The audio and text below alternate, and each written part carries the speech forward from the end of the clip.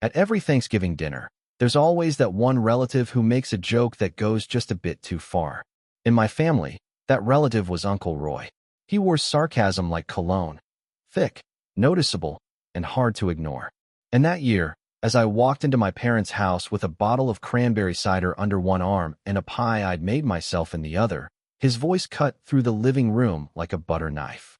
"Well, look who finally showed up," Roy said, his lips twitching into a smirk. "He'll probably ask for leftovers before we even sit down." The room chuckled lightly, everyone but me. I forced a smile, said nothing, and handed my pie to my cousin Kelly in the kitchen. It wasn't the first time Roy had made a dig at me in front of everyone, and I knew it wouldn't be the last. I was used to it by now. "My name's Nate. I'm 31. I own a small tech consulting business I started out of my college dorm, and though it's doing well now, more than well, honestly, you'd never guess it from the way my family treats me. To them, I'm still the quiet one, the weird kid who always had his head in a laptop or sketchpad instead of playing catch in the backyard. My younger sister, Melanie, on the other hand, she could do no wrong. She was the cheer captain, the homecoming queen, the straight A student who married young, divorced quietly, and was now dating a new guy the family was excited to meet. I hadn't been to a family Thanksgiving in 3 years. I'd skipped the last 2 after Mom called and said, "It's probably best if you focus on your work this year. You've been so distant."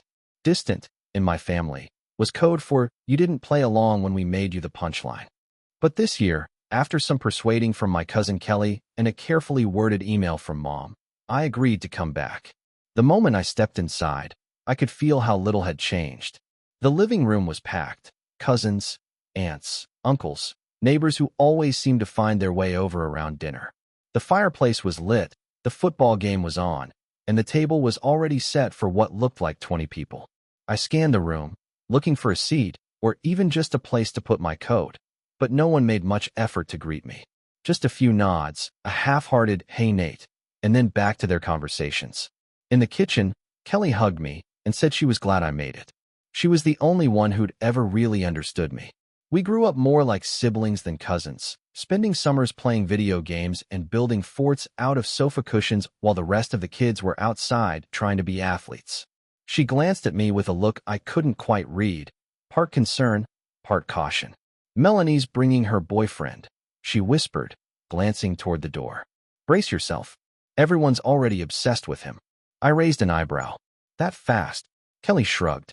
"You know how Mom and Aunt Linda are. New guy walks in, smiles once, and suddenly he's family." I chuckled softly and opened the fridge to stash my cider. "What's he like?" "Smooth," Kelly said, wrinkling her nose. "Too smooth. Like someone who practices compliments in the mirror." Just as I was about to ask more, I heard the front door open. The room quieted, then erupted with greetings and laughter. Melanie had arrived. I stepped into the hallway just in time to see her walk in, wrapped in a camel-colored coat, her arm looped through the elbow of a tall guy in a navy blazer. He had that polished, magazine cover look, chiseled jawline, expensive haircut, clean-shaven, and confident. His eyes scanned the room like he already owned it. "Everyone," Melanie beamed, "this is Carter." Carter. Of course his name was Carter. He gave a charming little wave and smiled, that kind of smile you usually see in toothpaste ads. One by one, the family fawned over him.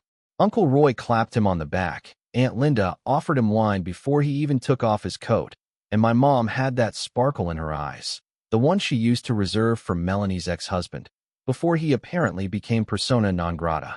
Carter's eyes landed on me briefly, then flicked away like I was just another lamp in the corner. He didn't introduce himself. He didn't ask my name. He didn't even nod. I stood there awkwardly before retreating to the kitchen again. The evening dragged on. Carter charmed every adult in the house.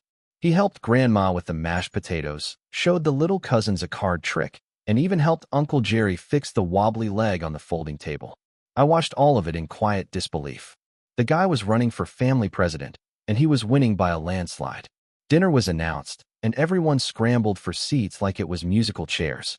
I found a spot on the far end of the kids' table, which now hosted the leftovers, the unmarried cousins, the quiet ones, the ones who didn't bring a date. I didn't mind, honestly. It gave me space to think. As we ate, I kept noticing Carter glancing at me. It wasn't constant, but enough that I felt it. I wasn't sure what it meant. Maybe he finally realized I existed. Maybe he was just curious why no one had introduced us. Maybe, deep down, he was threatened by me. I doubted it, though. Dessert came around, and Kelly passed me a plate of pumpkin pie. "Holding up okay?" she asked quietly. "Fine," I said, though I didn't sound convincing. Then, just as I was taking my first bite, I heard it again. Uncle Roy, loud as ever. "You know, I bet Nate's just here for the leftovers." There was laughter. Someone muttered, "Well, he is the quiet type." And someone else added, "He probably brought Tupperware." It wasn't funny, but I smiled anyway. That's what you do when you've been the family's punchline for most of your life.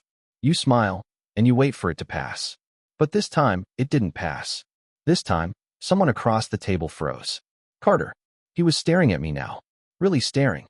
Like he'd seen a ghost. Melanie nudged him gently. "What's wrong?" He didn't answer. His brow furrowed. Then, slowly, he reached into the inner pocket of his blazer, pulled out his phone, and tapped it a few times with a shaky finger. "That's him," he whispered. Melanie frowned. "What?" Carter looked at me again, then turned the phone around to show her something. She leaned in, squinted, and her face went pale. Next to her, my Aunt Linda, who had been sipping wine and laughing at a joke someone told, caught sight of the screen and let out a tiny gasp. Her hand trembled, her glass tilted, and in one quick motion, red wine splashed across the table and shattered on the hardwood floor. The room fell silent. All eyes were on me, and I had absolutely no idea why. But I was about to find out. I didn't move at first, just sat there, fork suspended midair, confused as hell while the room around me froze in place. Aunt Linda's broken wine glass lay scattered on the floor like a metaphor for whatever tension had just splintered through the air. Someone was whispering, too low to catch. Melanie's hand was clamped around Carter's wrist, and he was still holding out his phone, though he'd turned it slightly now, angling the screen away from me. Their eyes flicked between me and the image, back and forth, like they were trying to match a face to a mugshot. And I couldn't shake this gnawing feeling in my stomach, that I was missing something big. Something that, judging by the reactions, I was the last person in the room to understand. Then Melanie leaned back in her chair and muttered, just barely above a whisper, "You didn't tell me it was him." Carter still didn't say anything. That was the moment I realized I wasn't just invisible anymore. I was something worse. I was recognized, and not in a good way. "Okay," I said, my voice breaking through the silence like a cracked window pane. "Someone want to let me in on the joke?" No one laughed. No one spoke. Finally, Carter cleared his throat. "You run a consulting firm, right? Software security?" I nodded slowly. "Yeah, that's right." "What?" He pressed his lips together, weighing his words. "Do you ever do legal audits? Internal breach reviews?" My mind reeled. That wasn't exactly my bread and butter, but I'd taken a few private contracts over the years, usually small companies looking to quietly identify leaks, backdoors, embezzlement. All hush-hush stuff. I was careful. Always signed NDAs. Always made sure I didn't poke where I wasn't welcome. Carter set his phone face down on the table like it was radioactive. "You did a contract last year with Linton Dynamics." And then it hit me. Linton. God. That job. It was one of the messiest I'd ever taken. An insider had been siphoning intellectual property and leaking prototypes to a rival firm. Took me weeks to trace it. I'd followed the trail through VPNs, burner accounts, cloaked servers, until I finally narrowed it down to an employee named Ethan Warren. Corporate brought the hammer down hard. Terminated him the next day. I heard later they filed a civil suit. But that was where my involvement ended. Or at least I thought it did. Carter's eyes were dark now. His voice cold. "That was my brother." My throat went dry. Oh, there it was. That connection. That thread that tied us in this sick little knot of coincidence. "I had no idea," I said genuinely. I wasn't even given a name until the end. I just followed the data. He leaned back, folding his arms. "Yeah, well, that data got my brother blacklisted. Couldn't get a job for 8 months. Ended up moving back in with our parents. Everything fell apart." I looked at Melanie, who was now staring at me like I was radioactive. Like I'd poisoned her perfect little dinner with truth. "You ruined someone's life," she said quietly. And something snapped in me. "I did my job," I replied. "Your boyfriend's brother was stealing trade secrets. I didn't frame him. I didn't falsify anything. I traced an IP address. I matched login logs. I cross-referenced security cameras and time-stamped file deletions. That's it. But it didn't matter. In that moment, the mood had turned. I could feel it, like cold air creeping through a cracked window. To them, it didn't matter that I had followed protocol, that I had no clue who Ethan Warren was. All they saw now was me, the outsider, the weirdo who'd suddenly revealed he was more than they assumed. I wasn't just Nate, the guy who brought his own pie and laughed off Uncle Roy's jabs. I was the guy who ruined someone's family, and they hated me for it. The whispers started before dessert was even cleared. I heard my cousin Derek mutter something about snakes in the grass. Aunt Linda kept casting glances at her wine-stained skirt like I was somehow responsible for her clumsiness. Even my mom, sweet, quiet mom, gave me a look that made my chest ache. It was disappointment. Real, honest-to-God disappointment. Not because I'd done something wrong, but because I'd upset the dynamic. I'd rattled the glass dome that kept our family delusions intact. The rest of the evening passed like a slow-motion car crash. No one asked me about work. No one complimented the pie I baked. No one even thanked me for coming. Carter, meanwhile, was treated like some wounded prince. Aunt Linda brought him fresh apple cider. Grandma asked him about his trauma. Melanie clung to his arm like he was going to evaporate. I stayed until the dishes were half cleared. Then I stood, grabbed my coat, and told Kelly I'd text her later. As I walked toward the door, my father appeared at my side. His voice low. "You know," he said, "maybe next year, just send a card or something." I blinked. "Excuse me." "You're always welcome," he added quickly. "Of course, but maybe a little less drama next time." I stared at him. At the man who, when I was 12, told me I'd never understand people because I spent too much time on computers.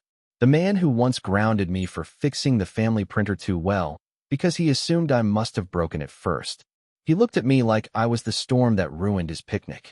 And I realized something, standing there in the hallway, coat half-zipped and heart lodged in my throat. They didn't want me here. Not really. They wanted the idea of me, the quiet Nate, the passive Nate, the Nate who ate whatever garbage they fed him, smiled politely, and stayed invisible. But that Nate was gone. Or at least, he was dying. I left without saying goodbye. The drive home was a blur. My phone buzzed a few times. Messages from Kelly, one from my uncle, probably an accidental butt dial, and one from an unknown number. It just said, "Hope you're proud. My brother still can't get work." No name. No signature. Just that. I didn't reply, but I saved the number. Because deep down, I knew this wasn't over.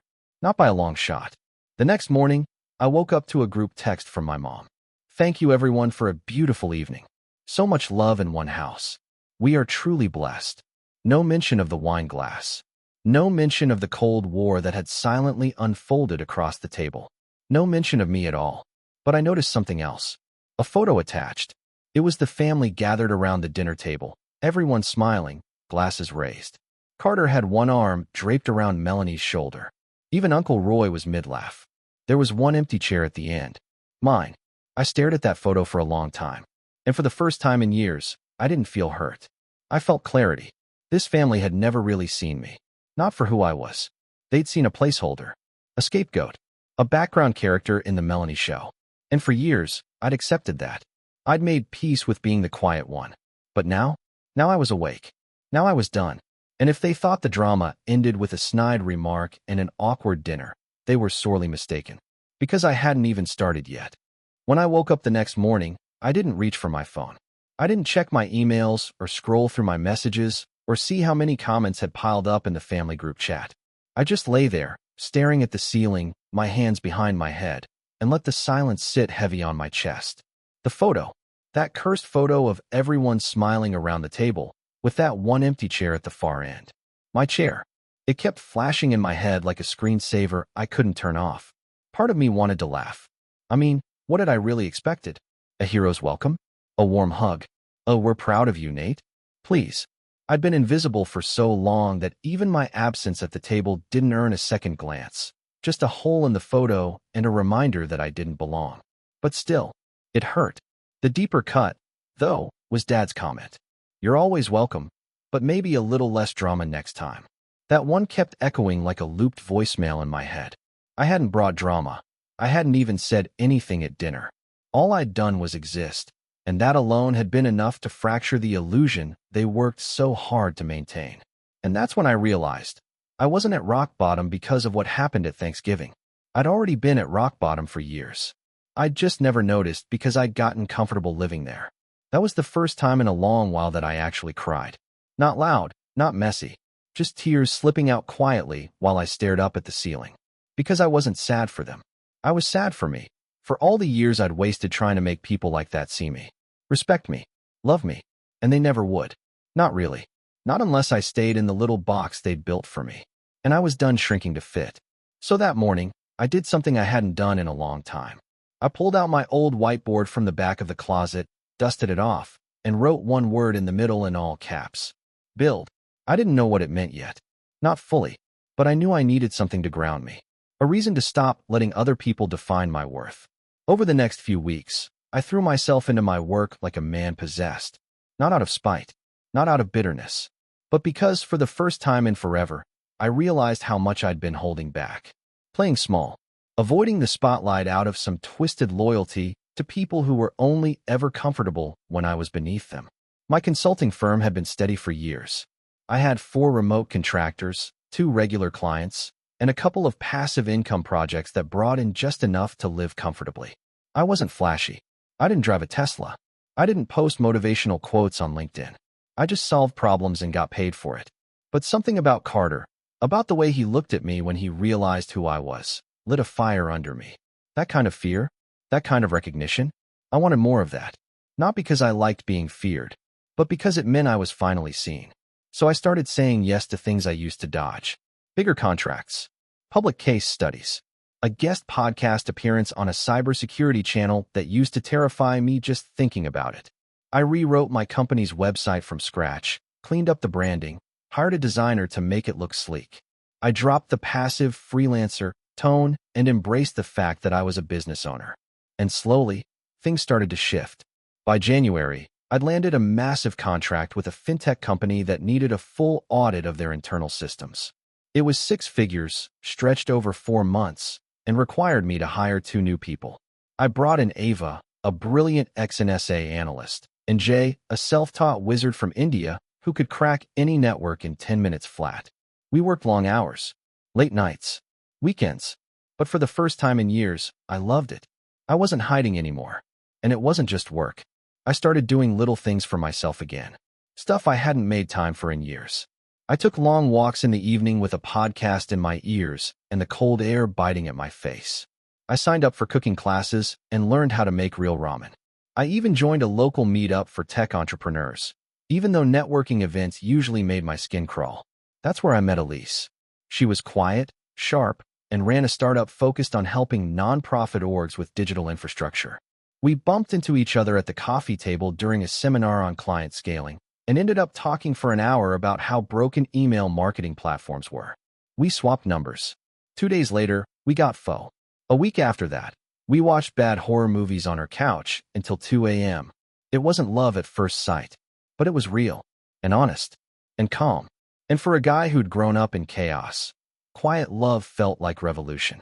Around March, I got an email that made me pause. It was from Melanie. Just 3 words. Can we talk? I stared at it for 10 full minutes. She hadn't reached out since Thanksgiving. Not even a Merry Christmas. And now this. Against my better judgment, I replied. She called that night. Her voice was softer than I remembered. More unsure. She apologized. Said she'd had time to reflect. That Carter had twisted the story. That maybe she hadn't seen the full picture. That maybe, just maybe, I hadn't been treated fairly by the family. But even as she spoke, I could feel it. The hesitation. The undercurrent of something unspoken. And sure enough, 5 minutes later, she said it. Carter's starting a new business, she said carefully. It's tech-based, cybersecurity adjacent. He wanted to see if you might advise. I didn't respond right away. Not because I was surprised, but because I was trying to process the sheer audacity. After all that, after the silent treatment, the stares, the betrayal, now I was useful again. I'll think about it, I said flatly. But I already knew the answer. That night, I pulled out the whiteboard again, wrote a new word beneath build. Remember, because I knew myself. I knew how easy it would be to slip back into old patterns, to chase scraps of approval from people who didn't deserve it, to forget the way they made me feel when all I'd done was exist. I wasn't going to let that happen. Not this time. 2 days later, I sent Melanie a polite decline. I told her I was busy, overbooked, couldn't take on new clients. She replied with a thumbs-up emoji. No words, just that. I laughed when I saw it. And then I got back to work. By April, I tripled my revenue. By May, I was flying to New York to speak on a panel at a tech conference I used to watch on YouTube like a dreamer peeking through glass. And when the family reunion invite showed up in June, signed by Uncle Roy himself, complete with a list of volunteer roles that needed filling, I smiled, folded it neatly, and dropped it in the shredder without a second thought. Because I wasn't done rising. The email came on a Tuesday morning. Subject line, opportunity for collaboration. It was from Carter Warren. I stared at the screen for a long while before opening it. The name alone felt like a ghost creeping through my inbox. After months of silence, after the dinner, the texts, the accusations, he had finally reached out himself. The body of the message was stiffly professional. No, hey Nate. No acknowledgement of our personal history. No reference to Thanksgiving or what had happened between us. Just a brief intro, a summary of his new tech venture, and a polite request to hop on a call and discuss potential synergies. It ended with his Calendly link. I didn't respond right away. Instead, I leaned back in my chair and let it sink in. This wasn't just business. This was strategic. The kind of calculated move someone makes when they realize the only person who can help them is the one they tried to bury 6 months ago. And now? Now they needed me. That's when the idea started to form. Not a full plan yet, just the spark of one. A quiet, glowing ember of possibility. Because here's the thing, I didn't need to ruin Carter. I didn't need to smear his name or dig up dirt or hack his project into oblivion. I just needed to let him talk. And that would be enough. I clicked the link and booked the call. Friday at 3 p.m. The next few days, I started preparing, not just for the meeting, but for something bigger. Something precise. Patient. This wasn't just about Carter anymore. This was about the whole system that had propped him up. The family that had worshipped him instantly while dismissing me for decades. The people who had quietly tolerated my absence but tripped over themselves to accommodate his charm. I wasn't just going to expose him. I was going to use him. But to do that, I needed intel. So I called Kelly. She answered on the second ring, her voice bright. Hey, stranger. You alive? Barely, I joked. Hey, got a weird question. Oh no, she said. Is this going to be one of those family-splitting questions, or a how do you get curry out of a white shirt kind of thing? More like, Carter-related. There was a beat. Then, oof. What now? I explained the email, the proposed collaboration, the complete lack of accountability in his tone. Kelly listened quietly. When I finished, she exhaled sharply. I'm not surprised. You know he's launching that startup, right? Vaguely. Yeah. Well, he's already pitching investors. Melanie keeps posting vague, little humble brags on Instagram. Proud of what he's building. Can't wait to share. That kind of thing. I rolled my eyes. Do we know what the actual product is? Kelly laughed. Something about secure communication? I don't know. Melanie tried explaining it to me at lunch and used the word blockchain 6 times. I think even she doesn't get it. Sounds about right. And he's using family money, I think. Aunt Linda invested. Uncle Roy too. That made my eyebrow twitch. So they were literally investing in him now. I chewed on that. Would you mind? I asked carefully. Keeping an eye on what they post? Anything public. Anything shady. You're planning something. Kelly said immediately. Your voice does this thing when you're scheming. It gets all flat. Maybe, I said. I'm just watching for now. She paused.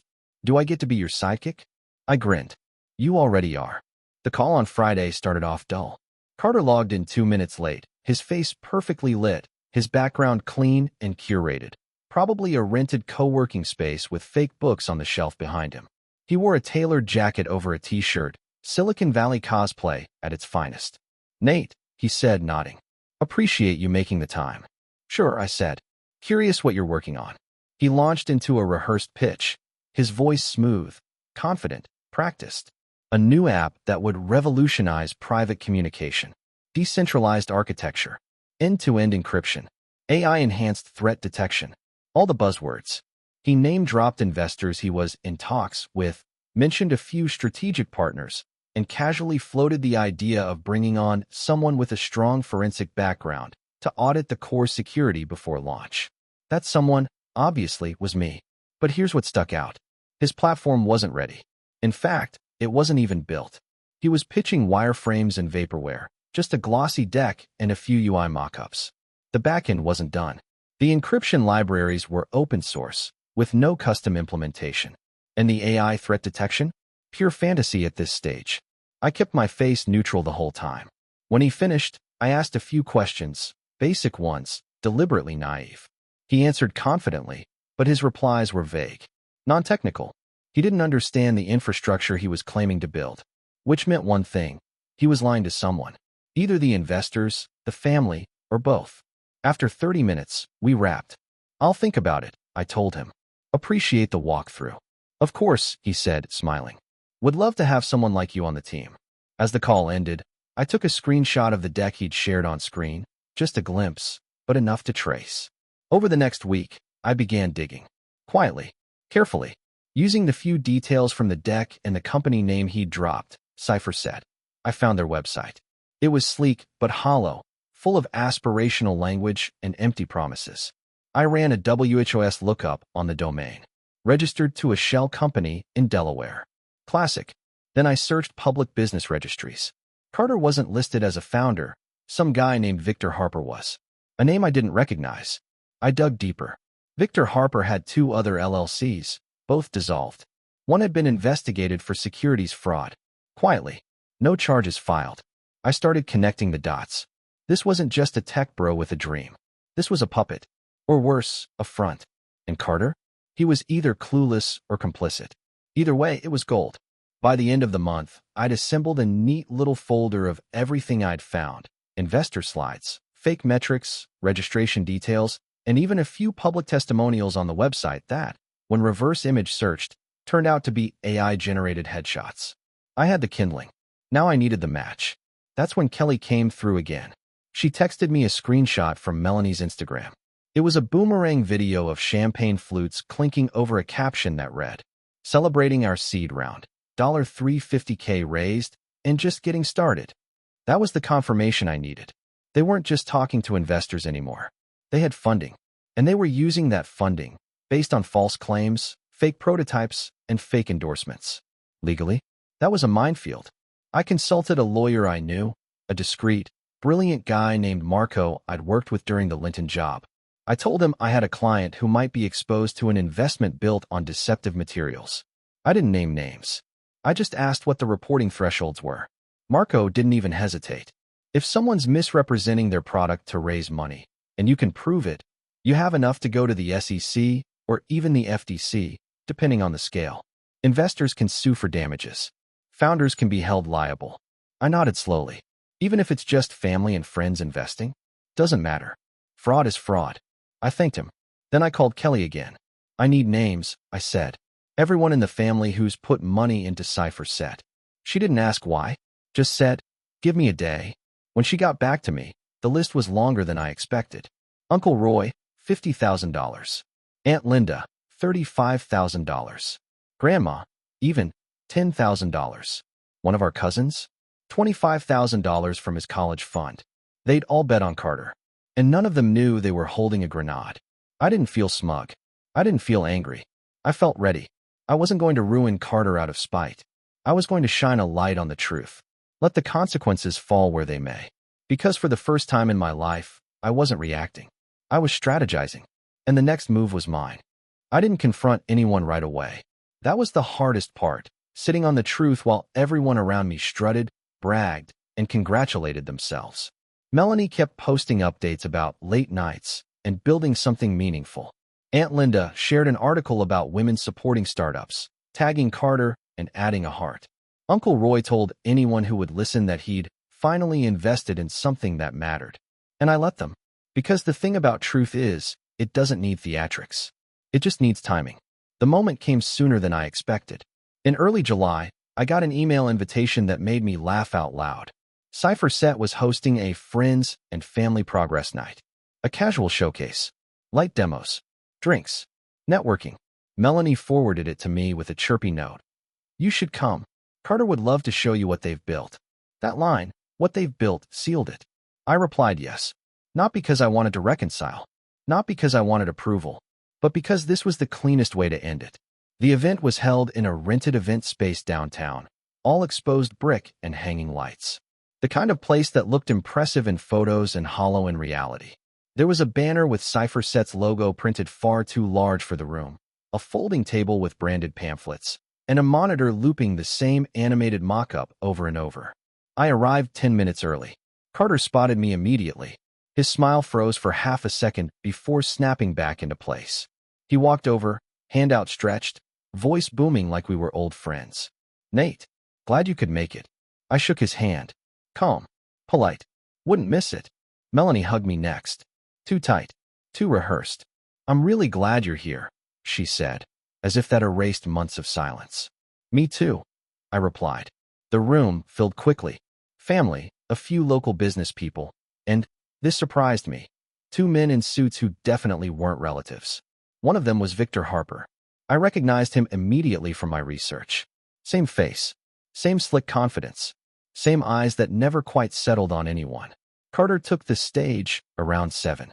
He gave a speech about vision, trust, and the future of privacy. He talked about integrity, about doing things the right way. I watched Uncle Roy nod along, arms crossed, proud. Aunt Linda dabbed at her eyes like she was watching a graduation. When Carter finished, the room applauded. Glasses clinked. Music came back on. Then Carter said, "And now, we're going to do a brief live walkthrough of our security framework. Nate here has been advising us informally, and he's agreed to say a few words." That was new. Melanie turned to me, eyes wide. "What?" I stood up slowly. Carter smiled at me, the same smile he'd worn at Thanksgiving. Confident. Certain. He thought he'd put me on the spot. Thought I'd freeze or deflect or play small like I always used to.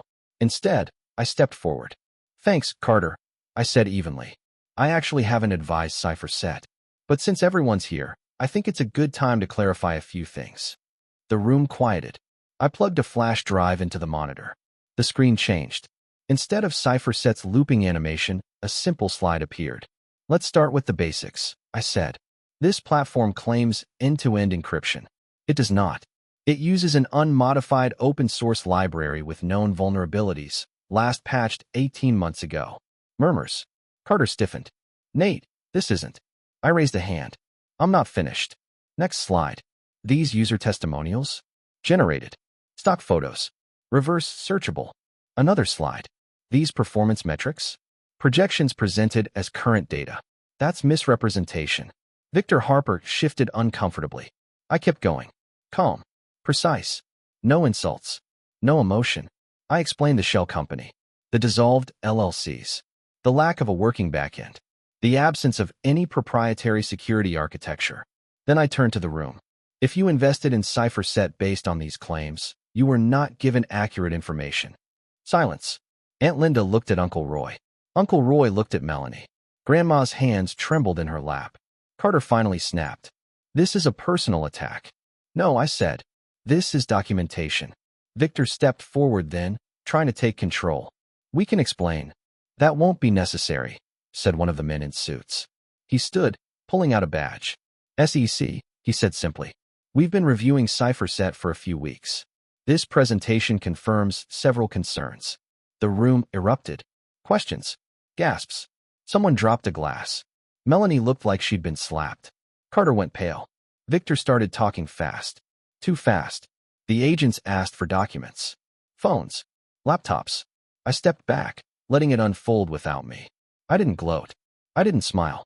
I just watched the truth do what it always does when it finally gets air. The fallout was swift. CypherSet's accounts were frozen, pending investigation. Investors were notified. Lawyers got involved. Victor disappeared within a week. Carter was left holding the wreckage. Family group chats exploded. Uncle Roy called me 23 times. I didn't answer. Aunt Linda left a voicemail crying, asking how I could do this to family. Melanie showed up at my apartment unannounced, eyes red, voice shaking. "You humiliated us." I looked at her, really looked at her, and felt something close to peace. "I didn't humiliate you," I said. "I told the truth. You just weren't ready to hear it." She left without another word. The investigations dragged on for months. Some money was recovered. Some wasn't. Relationships fractured. Blame bounced around like a pinball. And me? I went back to my life. Work flourished. My firm grew. Elise stayed.